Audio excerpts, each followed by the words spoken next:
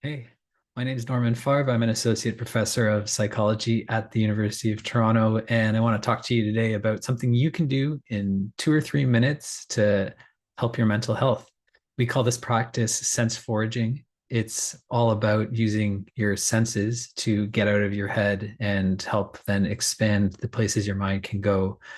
In just a couple of minutes each day, you can get into this sort of practice. So it has a three-part format. The first part means just checking in about how you're doing, which means letting your mind just quiet down and open up enough to notice, like, do I feel good? Do I feel bad? Do I feel like I'm rushed, tired, energetic? And you're really just listening for a sense of your mood, how your thoughts are going, what you've been focused on, stress level, that sort of thing. So just sort of receptive, like, how do I feel right now?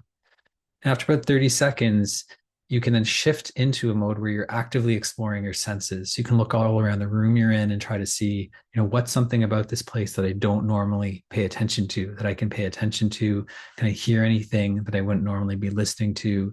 Do I notice any feelings in my body, or is there a part of my body I never pay attention to, like what's going on in my right elbow right now or something like that? So just practicing being curious and open to discovering things with your senses, almost like playing the game of, can I give myself some points for noticing things I would normally just ignore in the sensory worlds around me? And then you can go back after about a minute or so doing that and check in how you're feeling again. And the goal here is to find practices that you can do with your senses where when you go back to their check-in, you notice your mind feels a little looser in terms of it's not just stuck focused on one thing. Maybe there's a sense of greater energy or curiosity.